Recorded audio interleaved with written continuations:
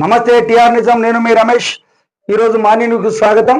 వివిధ పేపర్లలో ముఖ్యాంశాలను ఒకసారి చూసుకుని దానికన్నా బిఫోర్గా చాలా మంది మనల్ని అడుగుతా ఉన్నారు ఏంటంటే పుట్టినరోజు శుభాకాంక్షలు కూడా చెప్పండి అని చెప్పేసి అంటారు. ఈ రోజు నుంచి ఎవరైనా కూడా పుట్టినరోజు ఉంటే వాళ్ళ శుభాకాంక్షలు కూడా చెప్పడానికి మా టిఆర్ నిజం నుంచి రెడీగా ఉన్నాం. ఎందుకంటే అందరి యొక్క బాగోగులు కోరుతాం, ఎందుకంటే వాళ్ళని కూడా సంతోష పెట్టాలి కాబట్టి టిఆర్ నిజం నుంచి చెప్పడానికి మేము సిద్ధంగా ఉన్నాం. ఎవరైతే మాకు కాల్ చేయదలుచుకుంటే 9550342705 అనే నెంబర్కి కాల్ చేసి దానికి సంబంధించిన మీ డీటెయిల్స్ పెడితే మేము ఇక్కడ టెలికాస్ట్ చేయడానికి మేము టిఆర్ నిజం నుంచి సిద్ధంగా ఉన్నాం. ఇంకోటి ఏంటంటే అన్ని పేపర్లోని వార్తలను మనం ప్రతిరోజు బేరీజ్ వేసుకుంటాను, ప్రతి వార్తలను చదువుకుంటాము. కాకపోతే ఏంటంటే మీ యొక్క సహకారం మాకు అవసరం ఉంటుంది. కాబట్టి ప్రేక్షకులు ఎవరున్నా కూడా టిఆర్ నిజంను ఆదరించండి. మా ఛానల్ను సబ్స్క్రైబ్ చేసుకుని ఉంటే చేసుకోండి. ఎక్కువ మందికి పోయే విధంగా మీ వంతు సహకారం నాకు అందిస్తారని చెప్పేసి మిమ్మల్ని అడుగుతున్నా. ఇంకోటి ఏంటంటే ఫస్ట్ ఈనాడు పేపర్, ఆంధ్రజ్యోతి, నమస్తే తెలంగాణ, సాక్షి ఈ పేపర్లకు సంబంధించిన ప్రధాన వార్తలను ఒకసారి చూసుకుందాం. ఇంకోటి ఏంటంటే ఇందులో రాని అంటే వేరే ఆదాబ్ హైదరాబాదు, నేటి దాత్రి అందులో ఉన్నటువంటి విషయాలను కూడా మనం చర్చించుకుందాం. ఇప్పుడు 90 రోజుల ఊరట, సుంకాలపై ట్రంప్ అన్యోన్య నిర్ణయం అని చెప్పేసి ఈనాడులో ప్రధాన వార్తకి ఇచ్చిండ్రు. అన్నిటిలో ఇచ్చిండ్రు. ట్రాఫిక్లకు బ్రేకు, చైనా మినహా మిగిలిన దేశాలకు 90 రోజుల విరామం ఇస్తాను. అమెరికా అధ్యక్షుడు ట్రంప్ ఆకస్మిక నిర్ణయం. డ్రాగన్ కు మాత్రం సుంకాలు 120% పెంపు తక్షణం అమల్లోకి. యుఎస్సిపై 84% సుంకాలపై నేటి నుంచి అమల్లోకి వస్తానని చెప్పేసి ప్రకటించిండు. ఎవరైతే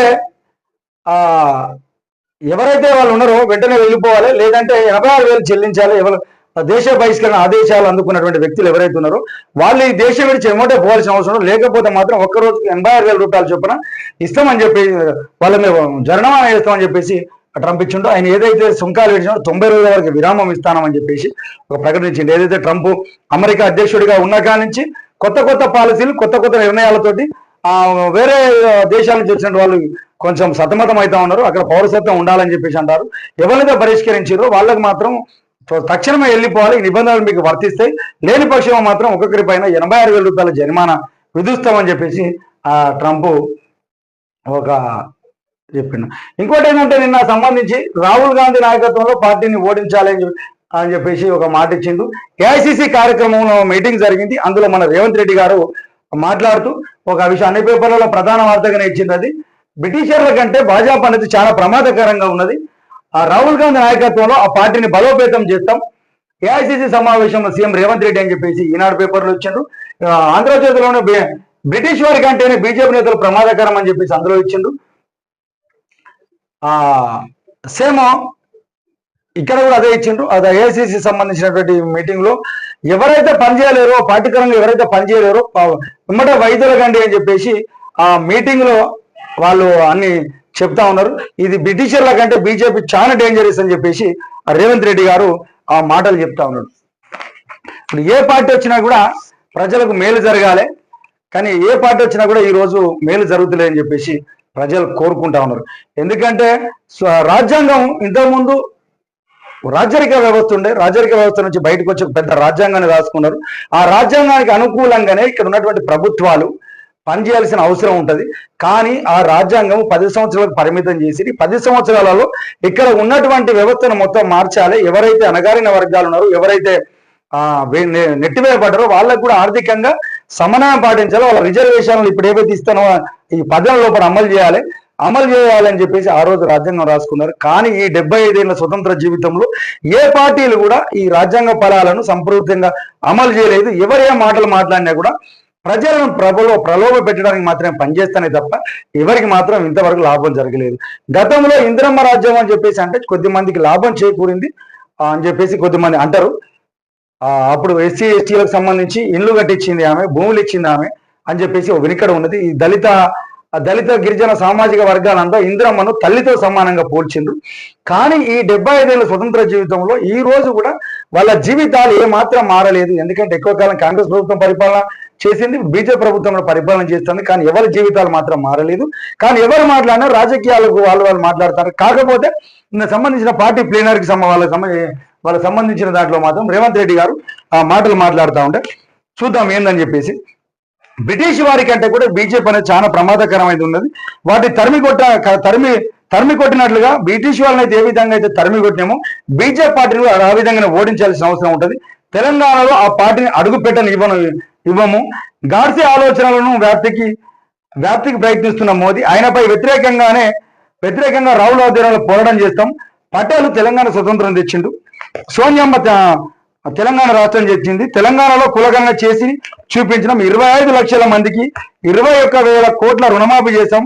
ఏఐసిసి విస్తరణ సమావేశంలో ముఖ్యమంత్రి రేవంత్ అని చెప్పేసి వార్త ఇచ్చిన. వాస్తవానికి ఏంటంటే మన భారతదేశాన్ని మొత్తం స్వతంత్రం వచ్చినప్పటికీ కూడా మన తెలంగాణ ప్రాంతానికి హైదరాబాదు సంస్థానము నవాబుల పరిపాలన ఉన్నది. దానికి స్వతంత్రం రాలేదు.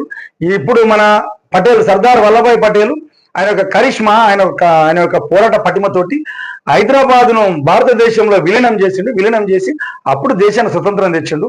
అది కాంగ్రెస్ ప్రభుత్వం చేసింది. ఈ తెలంగాణ వేయడం కూడా కాంగ్రెస్ ప్రభుత్వమే చేసింది.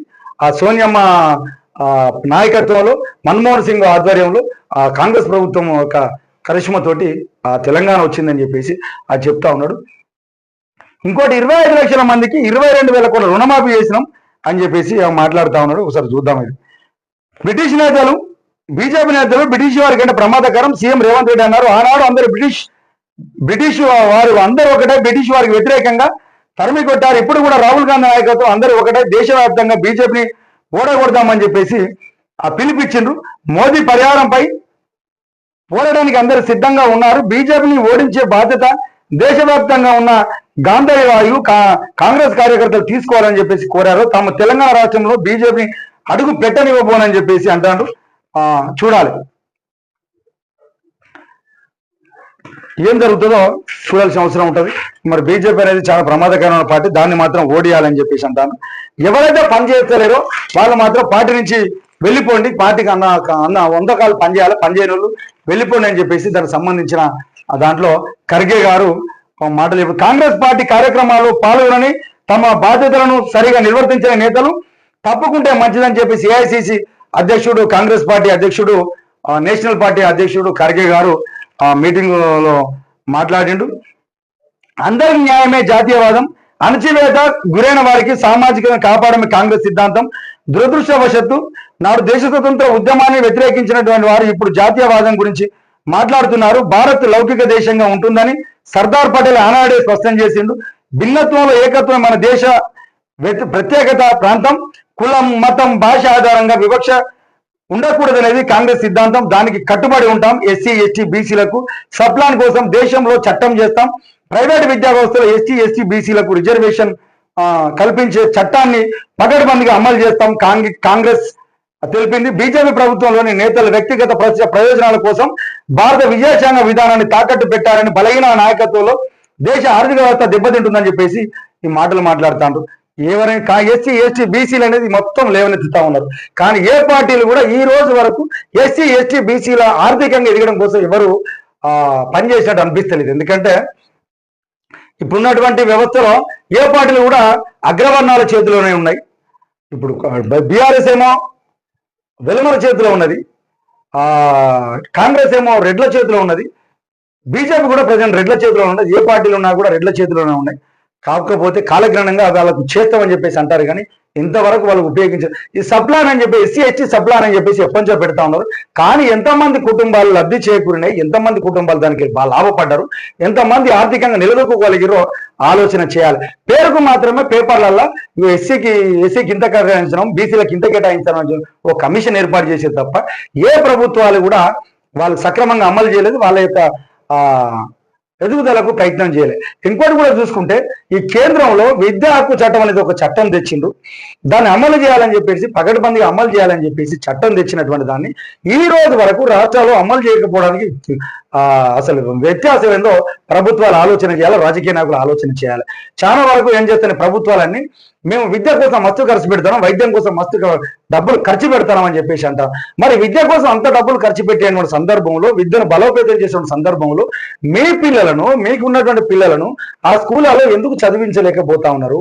ఎందుకు వీళ్ళ జీవితాలు బాగుపడతలేవు? ఆలోచన చేయాలి.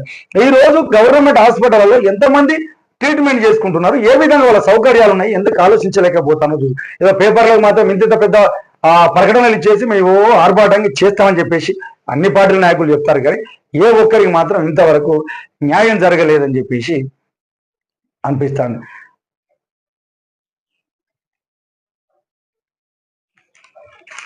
ఇంకోటి, దేశమంతా తెలంగాణ ఫార్ములా అమలు చేయాలని చెప్పేసి అంటారు. సమాజంలో 90% బలహీన వర్గాలు పేదలేనని తెలంగాణ సర్వేలో తేలింది. వారి గోడు పట్టించుకునే వారే లేరు. ఈ పరిస్థితులలో మార్పు రావాలంటే కులగణన చేపట్టాల్సిందే అని చెప్పేసి రాహుల్ గాంధీ ఆ మాటలు మాట్లాడుతుంటే అది ఒక్కసారి మనం మాట్లాడుకుందాం.